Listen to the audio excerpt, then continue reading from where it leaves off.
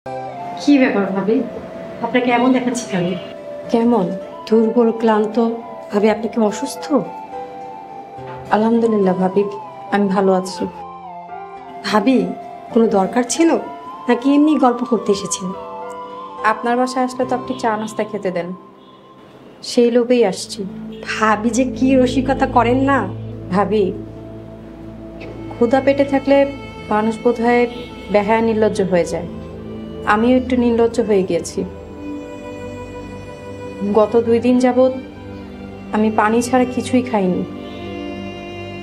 ভাবি, আপনি কি আমাকে কিছু খেতে দিতে পারবেন? কি বলতেছেন ভাবি এসব?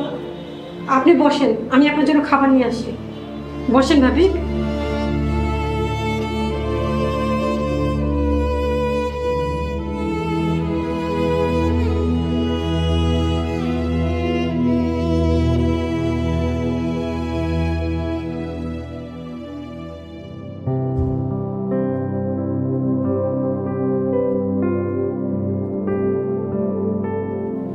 ভাবি, আপনার এই অবস্থা আর আমি কিছুই জানি না।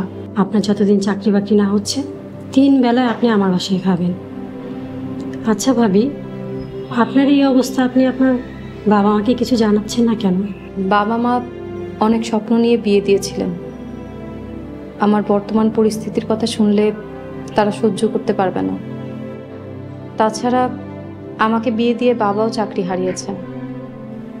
এখন তাদের সংসার চালানোই দায়।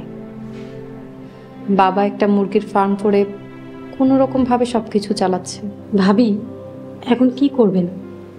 এইভাবে তো আর চলা যায় না। আল্লাহ ভরসা, আল্লাহ নিশ্চয়ই কোনো সাহায্য করবেন। হ্যাঁ ভাবি, চিন্তা করবেন না, আল্লাহ সব কিছু ঠিক করে দিবে। এখন থেকে আপনি আমার বাসায় খাবেন, কোনো সংকোচ করবেন না। ভাবি, আপনার সাহায্যের জন্য ধন্যবাদ, কিন্তু ভাবি আমি সাহায্য চাই না, সহযোগিতা চাই। কেমন? ভাবি, প্রায় শুনি আপনার বাসায় পুয়া নিয়ে সমস্যা। আরে ভাবি বললেন না, মাসে 8,000 টাকা দিই, 2 দিন পর পর অসুস্থ অজুহাতে নাগা দিচ্ছে। বলেন তো কেমন লাগে? ভাবি, আমি আপনার বাসায় কাজ করতে চাই। পুয়া যা যা করে আমি সব কিছুই করে দিব। ভাবি, আপনি এসব কি বলতেছেন? ভাবি, কাজটা দিয়ে আমাকে বাঁচান। আপনি খুব ভালো মনের মানুষ। আপনার বাসায় কাজ করতে আমার কোনো সমস্যা নেই। প্লিজ ভাবি।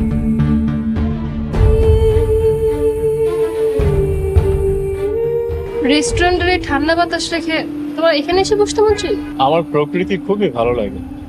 তাছাড়া এসির ওই আর্টিফিশিয়াল ঠান্ডা বাতাসের চেয়ে এই খোলা আকাশের নিচের বাতাস আমার অনেক পছন্দ, অনেক ভালো লাগে। তাহলে আমরা হানিমুনে সুইজারল্যান্ড যাব। বান্দরবন যাওয়া যেতে পারে। কোথায় সুইজারল্যান্ড আর কোথায় বান্দরবন? কোথায় আগরতলা আর কয় খাটের তলা? তুমি কখনো বান্দরবন গিয়েছিলে? না, যাইনি, আর যাওয়ার ইচ্ছা